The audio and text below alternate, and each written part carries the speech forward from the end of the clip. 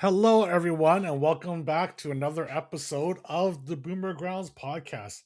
I am here with the wonderful Howard Moon, with Obo and Miss Bowers, both a little busy for this week because of Christmas and Oh, stuff. freaking holidays, man. I know, and we're just here to talk about random gaming things. Not a lot in the news this week, but let's start with what's been going on with you, Howard. What has been happening in your life? Just holiday prep, man. It's crazy how it sneaks up on you.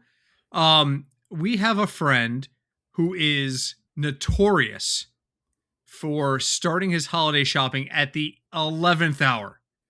Like, not even joking. Last year, he put on Facebook, starting my holiday shopping, and it was like 10 a.m. on Christmas Eve.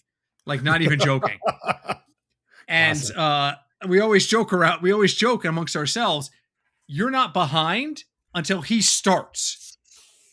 Well, the message came yesterday. Uh-oh. Yesterday at 5:30, he posts himself at one of the local malls, and he's like, "Starting my holiday shopping. Let's freaking go!" And I went, "Oh shit!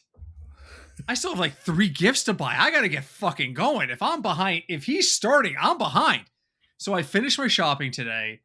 I'm all done. My wife is right now in the other room wrapping presents because wrapping is like her zen, which is great because I'm terrible at it. And we're just settling in for the holiday.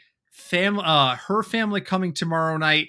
We're going to my family in one corner of the state Christmas morning, and then driving the entire width of Connecticut, which is like an hour and a half, to get to her family to drive all the way back.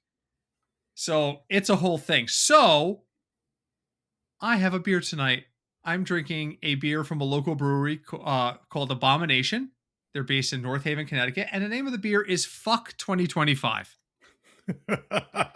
Great name. Great name. Every year since 2020, they've put out a fuck beer. Fuck 2020, then it was Fuck 2022, meaning TOO. Then it was Fuck 2022 as well. And then they were just like, screw it. We're just going to put out this beer every year. And it is insanely good. It is insanely strong.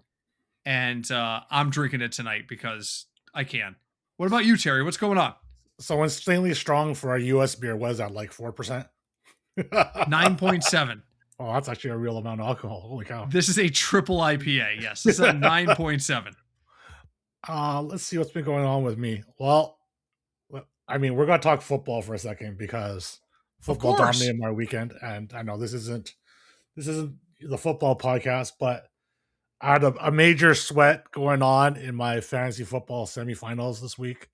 Oh my. Yeah, I thought it was over on Thursday night after Puka put up 45 and a half. No, it was 45 Oh my and a half. God, 51 in my system sank me in my main league. Yeah, full point PPR, 45 and a half in this league that I was in. So I was like, okay, this is over. This is over, right? And then my opponent had Chase Brown and James Cook, who combined put up 63 or something. Yeah, baby. But I was like, okay, I'm still in good shape. I'm down like 15 points or 18 points, and I have McBride, Nico, Bo Nix, and McBride sank you. Chris Boswell against Amon Ra and Brock Bowers. I'm like, I'm in good shape. What did not end up being in that good of shape because Boswell missed the field goal. McBride was terrible. With a few minutes left in the game. Mm-hmm. Then so I was up at that point. I was up 4 points or 5.5 points when we missed the kick. So I'm like, oh, I'm in trouble. I'm like, there's 2 minutes left. Let's just get a sack and end this game. Amon Ra catches like a 20-yard pass. I'm up like exactly 2 points. Right, and they're going down. Amon Ra gets a touchdown called back on that pass interference by Isaac Tesla. Yep. Right, so I was like, shit, I'm gonna lose like this. Fuck. And then that gets called back, and then on the very last play of the game, the Amon Ra catch, fumble, pass interference call. So if he doesn't pass interference him and just gets the catch, I still lose, and including the pitch that ended up being a touchdown. So I still lose, so that's the catch. I'm just like sweating. I'm like, oh my God, I'm not going to lose like this again after sweating it so hard. And it's like, it's a big league because like the league that I'm in has very shallow benches. and it's winner take all. So yeah, so it was like a Oh, $2,000 or $3,000 swing. I'm sorry. Yeah, so I was Again, like, not to turn this into a fantasy football podcast, but I was in the same place. I lost to Bofer in the league that we're in, the Twitch yeah, league. Second straight year, Pacoda in the final. Mad love to Pacoda. Pacoda versus Bofer. Listen, Pacoda, you're a nice guy, and I've met you, and you're really sweet. But you won last year, and Bofer's a Browns fan, so let's give him something. yeah. But in my live league, which I've been in now, 32 years. We started doing this in 1993. At one point, we were using newspapers. I was in the semifinals, and I woke up Friday morning, and he had Puka. So all of a sudden, I'm down 51-0, and I went, "What the?" My first thought was half his lineup went right. He had like 4 guys go. No, he had Puka go, and I'm like, "Fuck me!" And I almost came back because I had Brock Purdy, Yeah. but he just couldn't get me there. So, I get it. I'm in the championship in one league, and my dynasty league of all leagues, I'm in the championship. But otherwise, is what it is. Yeah, I was sweating. Like that league, my running backs are like absolutely atrocious because it's only like we start 8 a week and you only have 13 roster spots. So like during Oh, the short bench. yeah, super short bench. So like and there's like the buy Mageddons that happened this year.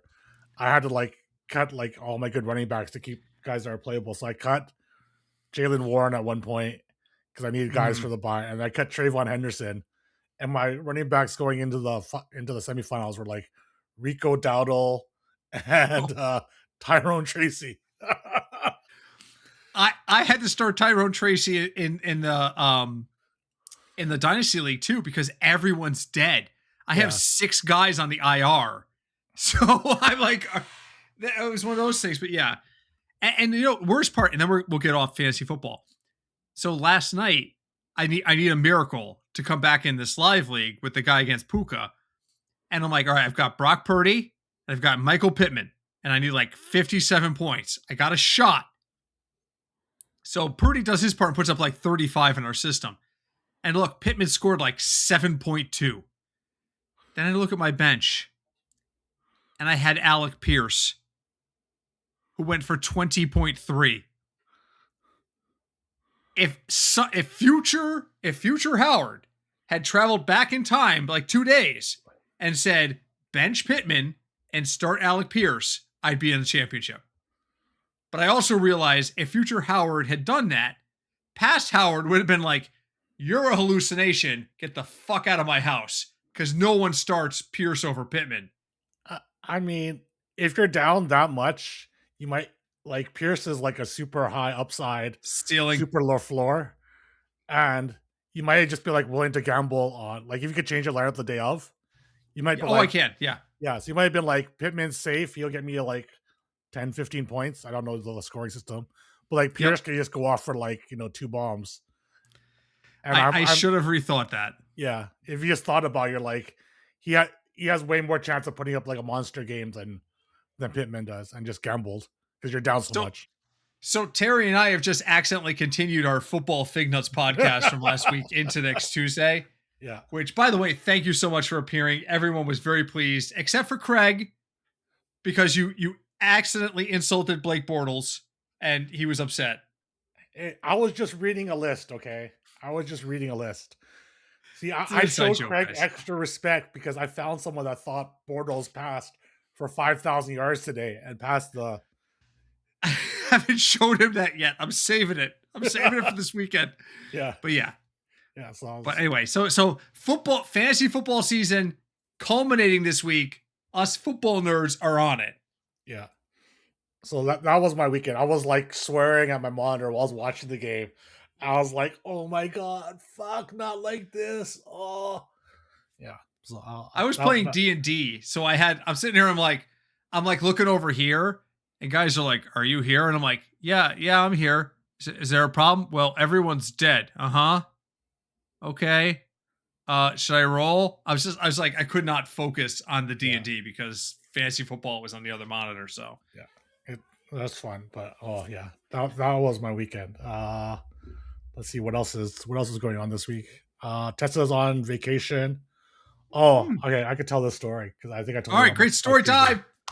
No, this is like I'm at Tessa's Christmas concert this week, Oh, and like the kids are out there performing. There's like like each grade puts on a song, and these two people behind me were like talking nonstop through the concert. oh, why? Right? Like I was so mad. I was like I just wanted to go and punch him in the face because literally the kids are singing. You have people beside us like trying to record their kids' performance Yep, and just iPhones in the talking, air. not talking. Yeah, yeah, exactly. Talking nonstop. I was just like, bro, come on, come on. I was like mad, but yeah, that was my story. Is she in chorus or does she play an instrument? No, she was. They just each grade sings a song. Okay. So yeah, because it's Some elementary places school. like do instruments, some place Yeah, so yeah, that's yeah. She's at that age where like every class has to do something, so they just usually exactly. sing a song. So Yeah. It was fun though, but like, oh, I was so mad at those people. I really just wanted to like oh, stand up and punch them in the face. it ruins the experience. It does. Like you could, if you want to talk, the kids have to get off the stage and get on. Talk during that time when there's a lot of commotion. Don't talk during an actual performance part. Right, Right. And the right. songs are even cut short. They're like a minute and a half or 2 minutes. It's not that long. You can't like pause the conversation. Yeah. So I was, Exactly. yeah, definitely a little frustrated. Okay, let's talk about some gaming stuff that occurred during the weekend. All right. Clair Obscur got all their awards from the Indie Game Awards taken away because they used generative AI assets. Uh, it seems weird that they got taken away for the AI assets and not the fact that they're like this massive studio. Shocking, right? Yeah, like I thought it was very weird. Like I think Blueprints ended up winning the Game of the They Year end up award. giving Blueprints. Yeah, Sorry, I gotta say it correctly.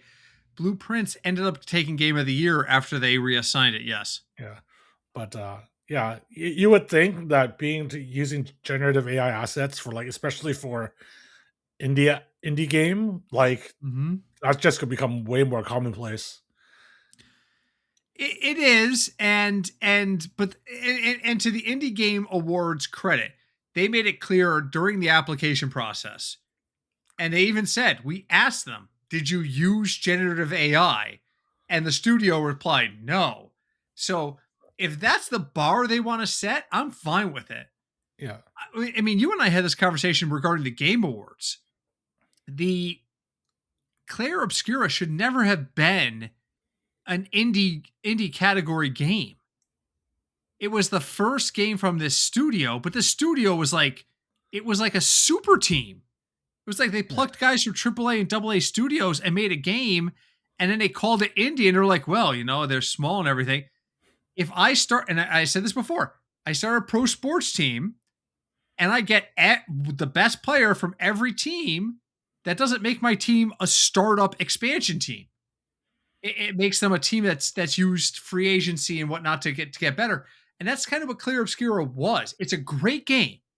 Don't get me wrong. It's a fantastic game. But categorizing it as an indie game just felt wrong for me from the very get-go. yeah. I mean, I think it should just be based on studio size because, like, even if like say like 3 or 4 developers leave like Blizzard and start their own company and then Right. put out a game that's still technically like an indie game, even though they're a small team, right?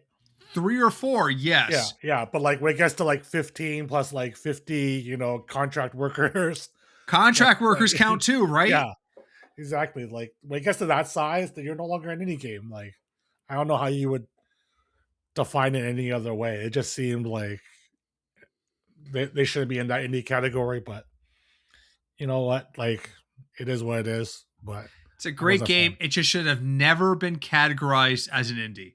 Yeah, That's exactly. all we're saying. All right. other big news that happened during the weekend obviously was like the Jake Paul fight. I don't know if you watched any of it. God, I didn't, but did you see? Did you see his face in the hospital? Yeah, it was all messed Oh up. my God. He did not look good versus a real boxer.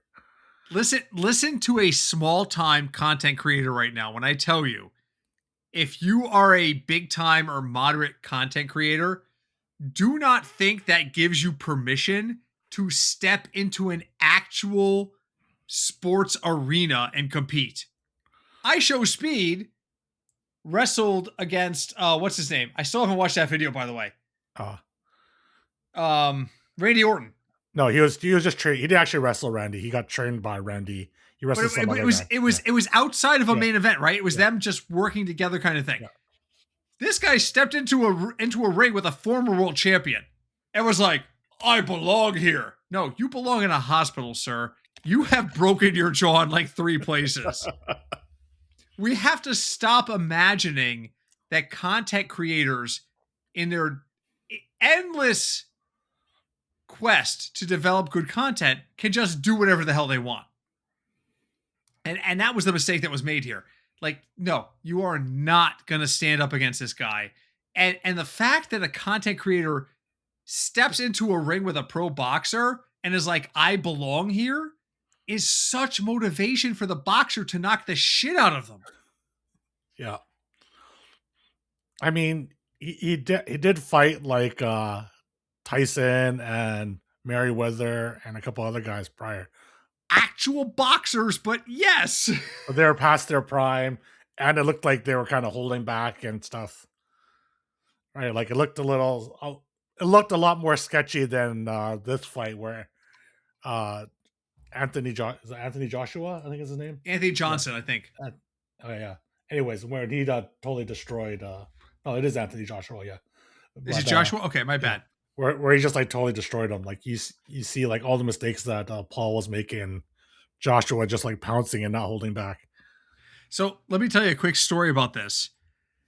I'm in a meeting this week for our human rights committee. So this is serious stuff. This is where what I do in terms of compliance and HR meets, services to people with disabilities, elderly, etc.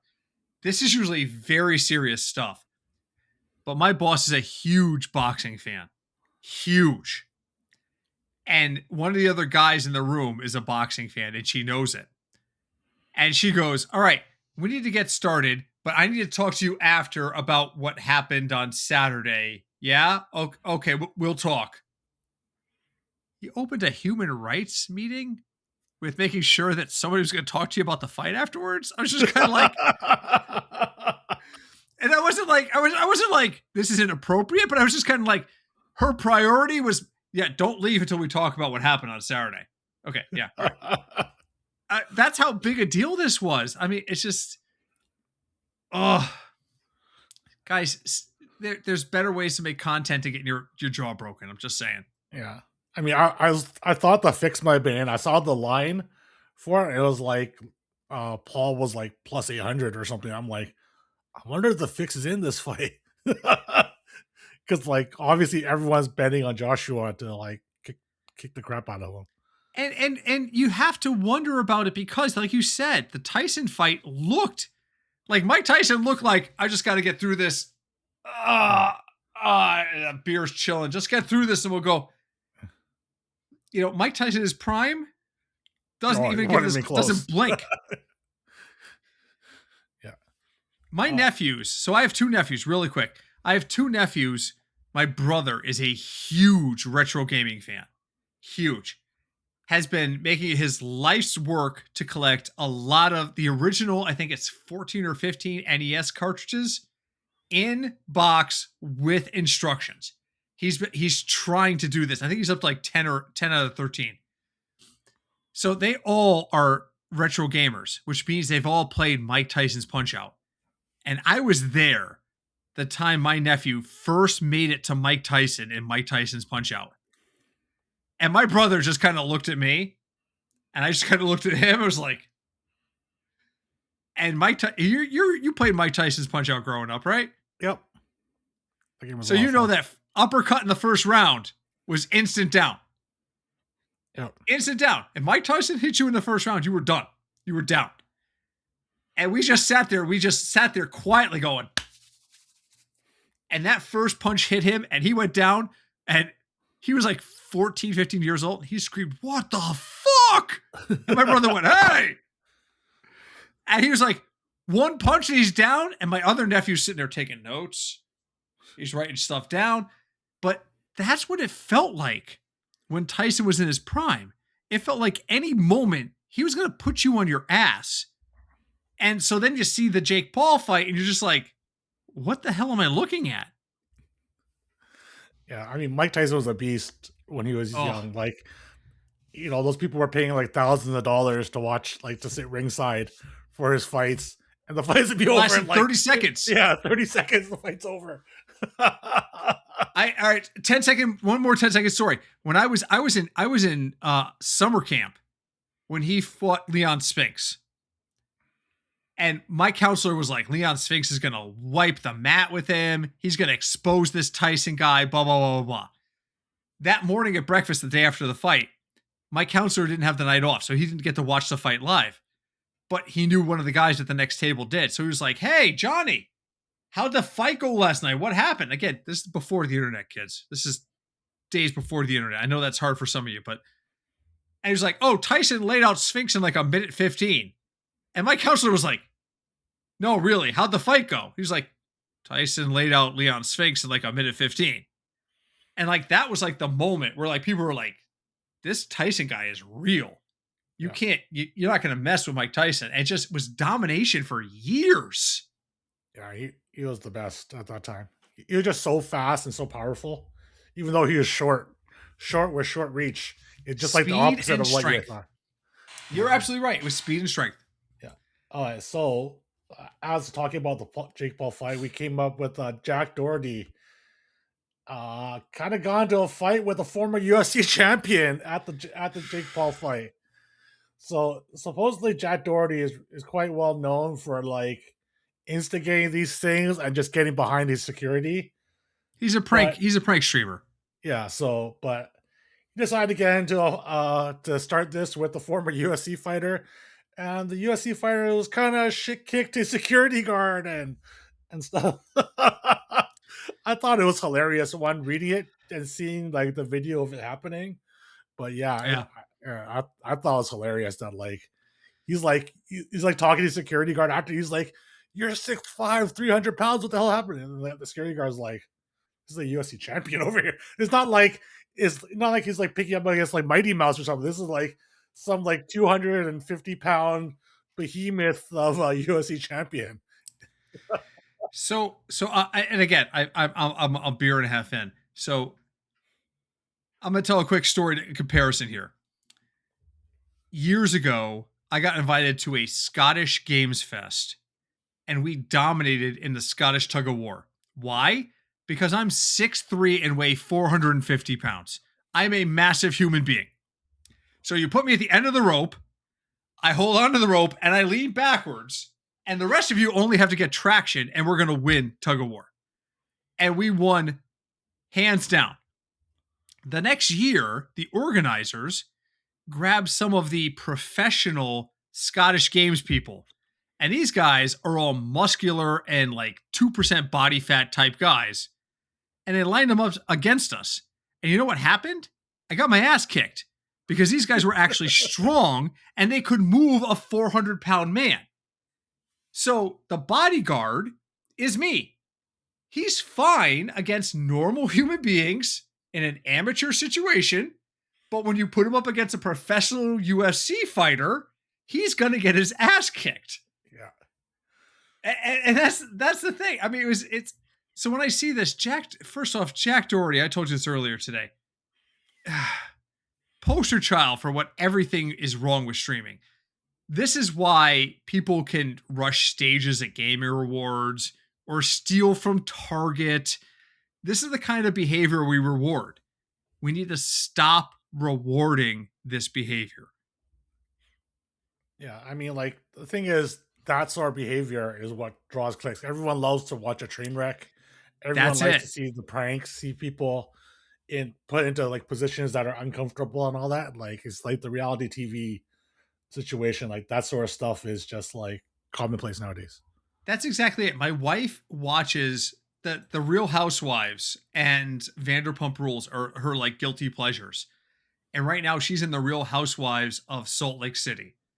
And like every single time it's like, "Oh, we're going to take a girls trip. We're going to go here. We're going to have a great time." They get there, by the time dinner has happened, they're all ready to kill each other. And I'm just like, why is anyone invested in this? But that, you're right. It's because it's the clickbait.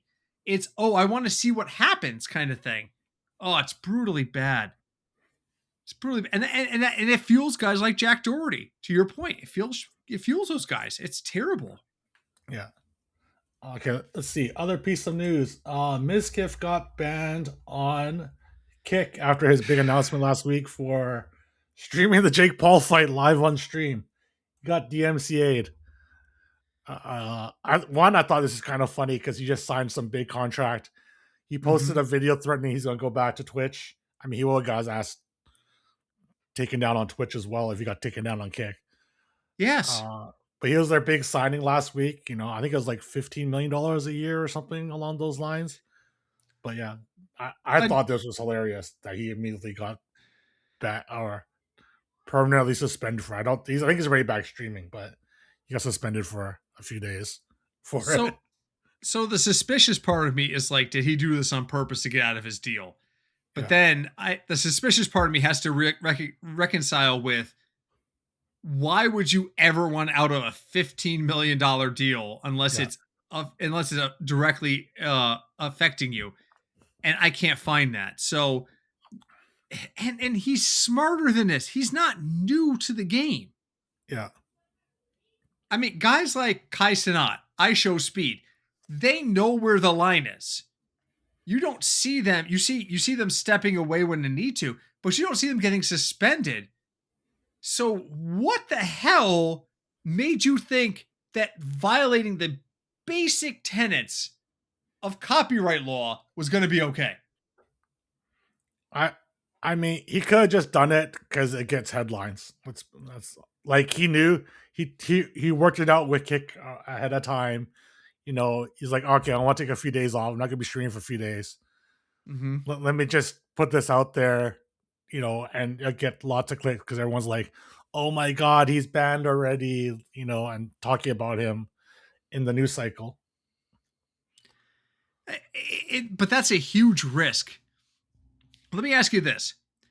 You signed a $15 million deal. You need to generate interest. That's obvious, right? Would you take that level of risk for a $15 million deal? Because I wouldn't. No, but if you already coordinated it with Kick previously, right? Collusion. Right, you can just be like, this is what's going to happen if I get DMCA'd, right? Then you'll suspend me for a few days. It'll generate like a lot of news ahead of time. You know, you work it out, and if it doesn't, then I'm streaming the Jake Paul fight. There'll be lots of people in my chat because they want to watch it for free, and then we Right. just be chatting around. And they have the plan in place. Like it doesn't seem like someone that's been around the game that knows what could potentially happen would jeopardize that sort of money for just to watch the fight, right? Like on stream. 100%. That's where I'm at too. And I'm just kind of like, it doesn't make sense to me. Excuse me. It doesn't make Yeah. sense. Oh God, here we go. Here's the beer kicking I'm makeuping. It doesn't make sense to do it. Yeah. It's too much of a risk. Yeah. I just thought it was funny that he was already banned within like a week of like him signing his new deal. Right. Right away. Speaking of people who are banned, did you see Nina Lynn say she will be back on Twitch? I mean, she's supposedly permanently banned, but there is no official confirmation from Twitch that she is permanently banned. Everybody and their mother is saying perma banned, and then she posts things like something like LOL, haters gonna hate. I'll be back. Do I need to post a video explaining how I'll be back? I was like, oh God, here we go. Yeah. Yeah, it's pretty cringe. Like I was originally a fan of her because I thought she had that spunky like kind of aggressive female attitude, Yes, she is brought good, attitude to for see, sure. right? As Absolutely. opposed to seeing women being more demure, but Yeah, like absolutely. she The had, attitude was great initially. yeah. Oh, Howard running off. Okay, Howard's running off. Yeah, the beer's running through me. Cover me. All right, sounds good. Yeah, so I was a big fan of Nina and her content. Like I've seen her in some other shows at the top, prior to it, and like I liked her attitude. I thought, she is like a strong female presence, and I thought, these sort of people are like good for the community because it's just like this is kind of like I want my daughter to be able to see strong females that don't take shit from guys and all that sort of stuff, be a positive influence on her. Like I try to look for movies and films when watching things with my daughter to be with strong female leads, um, so that she sees things that are like positive as opposed to always being like the damsel in distress. Right. And I thought like she might be someone like that, but now she just turns out to be a scumbag. And that's the thing. So the beauty of wireless headphones is I can hear all of that while Yeah, I have to run out. But we need more strong role models in streaming, and particularly with female streamers. We've talked about this in the past. There is, if you really are living under a rock and think that there's an equal playing ground based on whether you're male or female in streaming, then go back under your rock, because we need that. But at the same time, what we want out of a strong streamer, regardless of gender, race, ethnicity, background, content, whatever you want to categorize it as, we want somebody who's doing the right things. So a strong streamer is not somebody who's shoplifting at Target. yeah, exactly. It's And I not the think role that's the model problem. you want. Yeah, Right. And I sent Terry earlier today. There was a list of somebody did a breakdown on the top streaming hours by creator, and and one of the guys at the top of the list early on was from our game, was Tice. And Tice is one of those guys who I really feel does it right and is a kind of streamer to emulate. But as you look over time, Tice's number, he slips down that list and eventually disappears because to the point of the clickbait kind of like, you know, over the top level streamer comes into play. So honestly, I believe Twitch is better off without Nina. If she wants to go on and create on other platforms until she gets banned there, so be it. But I have seen enough of her to know that I feel like she would do better somewhere else, or that we don't need her on Twitch. That's just my feeling. yeah. So let's talk about a positive thing. Yeah, let's Twitch get some positive streamer stuff. RDC Gaming urged the viewer to refund his 5,000 donation when he asked him to play a game that he was already planning to play. Right. This is obviously very positive. Like, it's very rare you hear anyone like, "No, I don't want your money." And he's like, "Go give it to like some people in need in your city. Obviously, you have the money. Go give it to something. And don't just give it to me. I was already planning to play this game. You don't need to entice me with sponsorship, like essentially like a sponsorship to do this. He goes, I take sponsorships from companies because they have tons and tons of money, and I Mhm. know like what I'm getting into. I don't need that from my viewers. Keep your money, go donate it to like some charity or people in need. Someone who Instead, needs it. yeah, give it to people who need it instead. And ask for a refund of this money. And I thought that was like such a breath of fresh air and like this like, So nice. in streaming in general. Yeah, When we talk about role models in streaming, this is what we're talking about. yeah, Streaming didn't start out as this way to all get rich and get famous and go viral overnight. That's not what Tyler TV was not about starting out and just making millions of dollars off of revenue. It was about sharing games, sharing ideas, and doing positive things. So when I see this, I'm just like, this is a guy who's grounded. Now, I don't know this streamer. So maybe this streamer has terrible secrets in his past. Maybe he's in the Epstein files. I don't know. But I doubt it because he's like 20, isn't he? This guy's younger. But my point being is I don't know this guy, but based on what I see, I'm like, this is the kind of stuff I want streamers to emulate. This is why you have organized charity events in the past. This is why other streamers have done charity events in the past. This is what we should be doing as a community to help one another out. So it is so nice to see. Yeah, I agree. I totally think this is the sort of thing that people should try to emulate. It's if like normally it feels very predatory when essentially Yeah. you're just like virtually begging people for money, right, through gifted subs or donations and stuff to support yourself.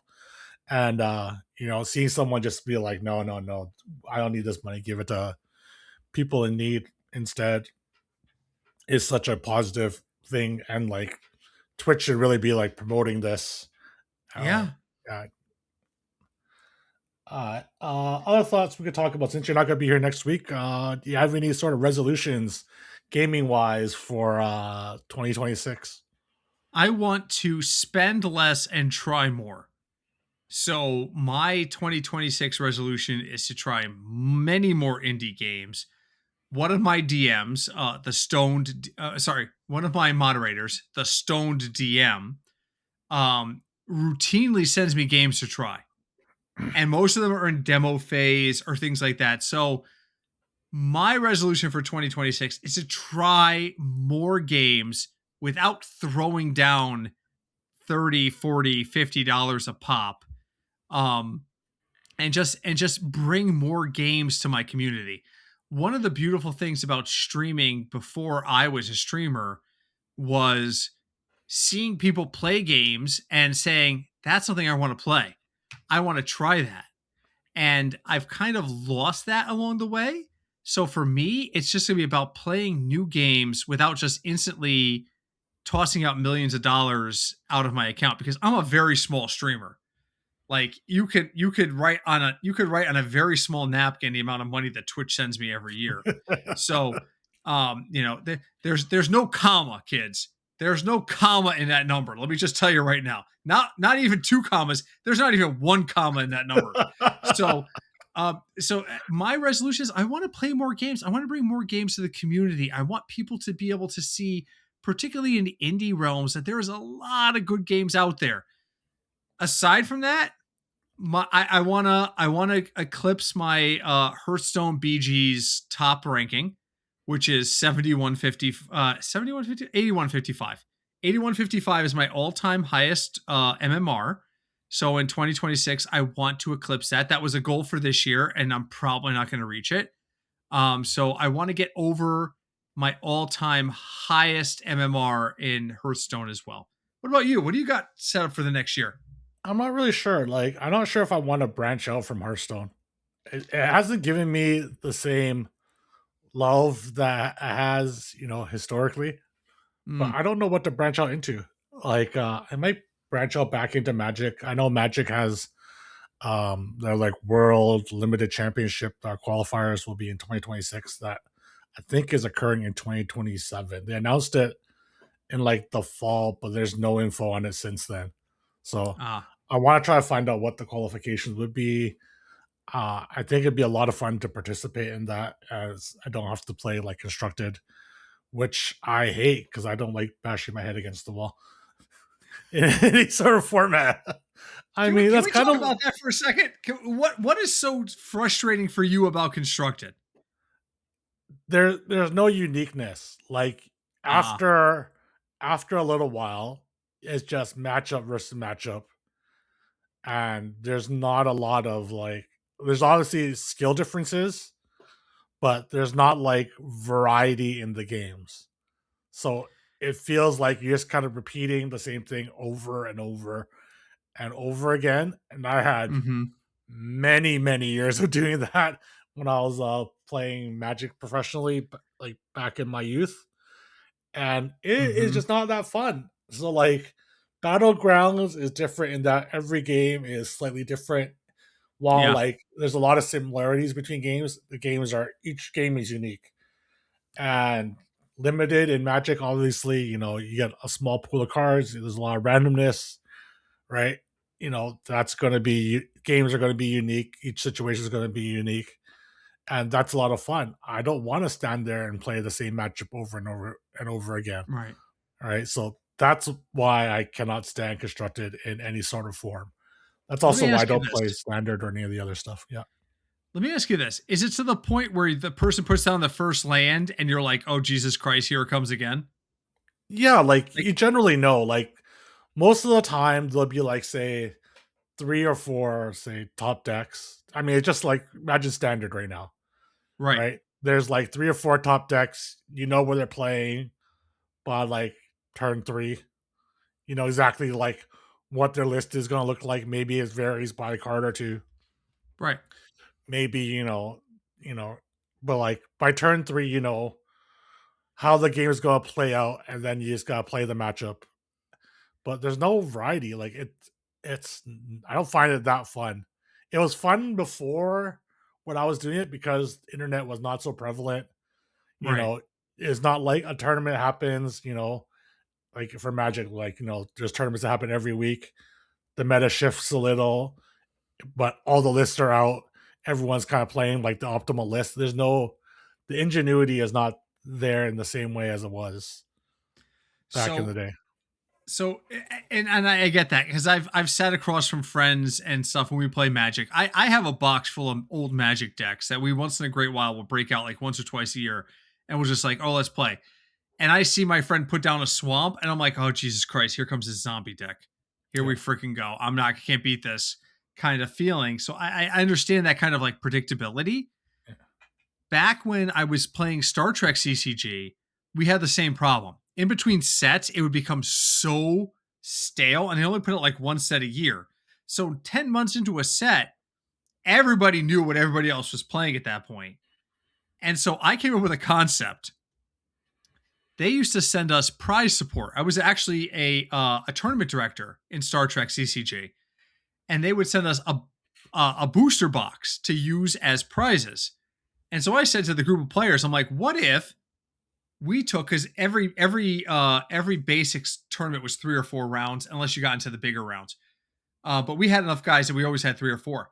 What if I took 3 packs out of the prize support, and instead of using them for the prize support, I opened them prior to each round and said every card in that pack was banned from the next round. You can't use a card in that pack. And the response I got was tremendously positive. We would love that variance. Everyone was like, variance would be great here. And so we did it. And it was one of my best attended tournaments in the last 2 years I was a tournament director for them. I think I had like 16 or 17 people. I averaged like 10. And I had like 16 or 17 people turned up just to get a game with more variance where it wasn't predictable. So that's why I was asking you that, because it sounds like it was just really predictable, and that's boring at a certain Yeah. point. You're just like, I don't want to deal with this anymore. Yeah. I mean, I think that's the power of the internet, right? Like all that information is out there. You don't get to like build something that's like super good and secret and then just be like you show up at the event and like everyone's shocked and had no idea. Yes. Right. That was Yes. the beauty of it. Like your ingenuity was rewarded a lot back then. Yep. And that's not part of the game anymore. Right. It just be Yep. able to like master and fine tune the little things. And that's no fun for me. Like I don't I want to just hear play the you. same things. Yeah. So So what kind of things? Let me ask you this, because I'm not trying to stretch this by any stretch here. Pardon that pun. So if you were to start streaming things other than Hearthstone, what would you want to stream? What kind of things? Because I you're a have creator by heart. I can tell yeah, that. You're a creator by heart. I have no idea. That's why like potentially magic. I don't know. The thing is like I haven't found the other auto battlers to be that fun. Yeah. Like they don't hold my attention for as long. Maybe because they don't have like the history that Battlegrounds has. So maybe TFT. Mm-hmm. Although I find it that like I tried watching some TFT and I can't figure out what the hell is going on because there's no like plugin or any of that stuff. And it's not as intuitive to just kind of watch and learn. So Mm-hmm. there's kind of have that barrier of entry where like they just want to just be like thrown into it and just kind of learn on the fly.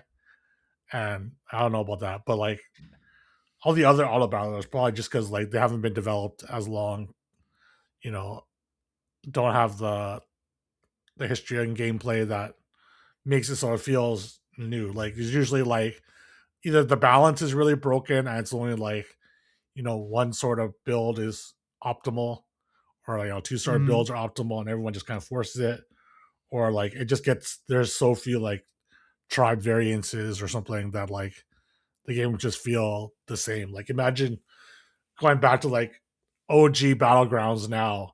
Mm. Like it would after a while, it just wouldn't be fun because there's only like the OG 5 tribes and all the games are the Yeah. same, right? Yeah. Like now there's like is it 10 tribes? 10 tribes in, And yep. right? So there's like each game is very different because of like what tribes are in, and now the time warp card. So like I don't know, and there's just a lot of factors that make it so that each game is very different, which is why I can play like thousands and thousands of hours of it and still enjoy myself. But I don't know, just lately, it just hasn't been hitting the same way.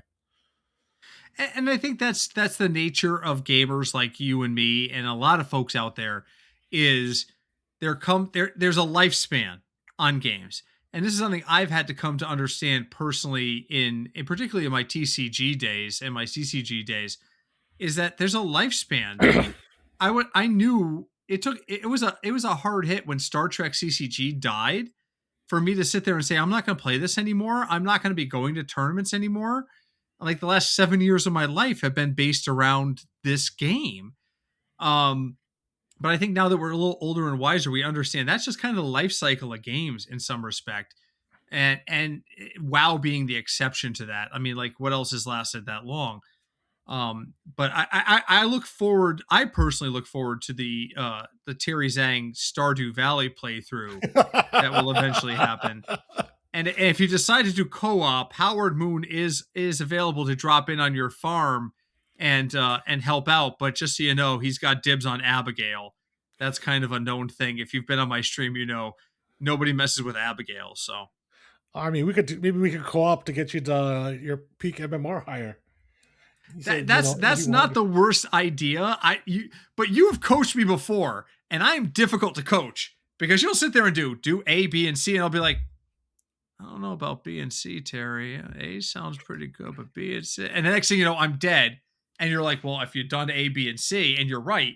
So there are some people out there who are just uncoachable, like me and DK Metcalf. But that's besides the point. I mean, like everyone has their own style of learning. Yeah, I'm that's very true. adaptable to what your style of learning is. So, You're a great teacher. we You just really need to are. talk. We just need to discuss what's working and what's not working. And we could, adjust how you want me to do things. Here's a concept. You want a concept that'll piss people off? Yeah. You and me. Let's get into the duos game Oh God. and let's pass the Bowers Ben Ren combo. Oh no, I don't know. I don't know about that. That's a pretty hard combo to pass. Ben Ren is very If good. if Ben Ren can carry Bowers, you can carry me. Ben Ren is I think Ben Ren is much better at this game than I am. I also don't have the try hard Yeah, in me to get to that high of MMR. that too. Do you remember when we did the Robomit and Ben Ren won? And I was like, good for Ben. And since then, he has just taken off. He has been an exceptional Battlegrounds player the last couple of years. So Yeah, he's always good, been good very, on him. very good. He just doesn't necessarily have the desire to play a lot of games each That's it. season. That's it. But you know what? When you're that good, you can pick and choose your moments. I think he just gets sick of it after a few games, especially when That's the fair. game's not like super balanced. That's fair. Yeah, I don't know if there's anything else I would want to stream. Maybe I want to go stream like old school OG Wizardry, the text based version, where you Oh, just I kind of would like love walking. stuff like that. I mean, I love playing that as a kid, and I was really excited to try out that Dreo D&D game. but it seemed like it's Okay. very poor as a single person game. It definitely seems like something that needs to be multiplayer. I tried the demo of it, and like you're walking through the dungeon, but you literally have to control each character. So if you like want to walk to square, like 7 squares away, you have to like pick each member and make them walk to the 7 squares. I'm just like, Oh, that's because it's overkill. designed so that if you're in a party, each member can Mhm. walk on their own to their spots, Right. right? So, but then you have to individually control them. And I was like, 15 minutes in the game, I'm like, yeah, I'm not gonna play this. I was like, So go ahead. go ahead. No, I was gonna say, like, it seems like it'd be really fun if, like, we had a whole group and it's like an actual D&D adventure where everyone kind of controls their own character and goes to the quest. But like Mhm. doing it in single person seems like, And the opposite challenge in the multiplayer games. I was in a D&D game this weekend where, long story short, we were running for our lives and I was the torchbearer. So I was out in front just trying to, like, everybody keep up.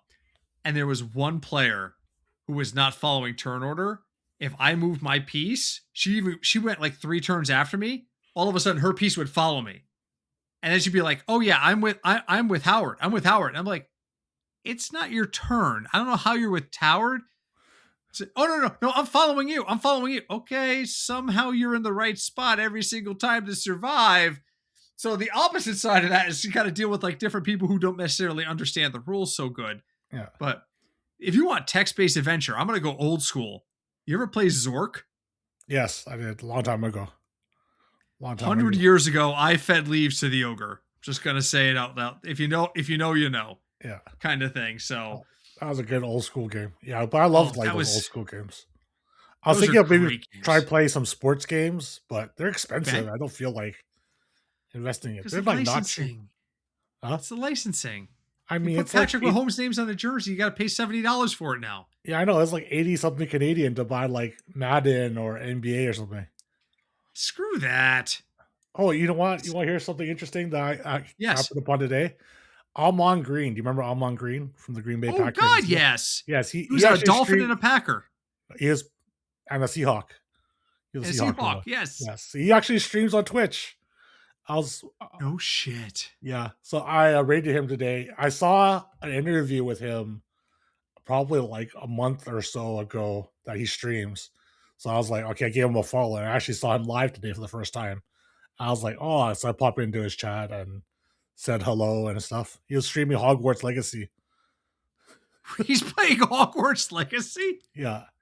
So I thought it was interesting. Like I ended up rating him before we came on here, and I thought it was pretty fun to Nice. see yeah, but I was like, I'm on Green. I was like, that's like a blast from the past. He did very well for me in fantasy back in the day. And I was like, Uh huh.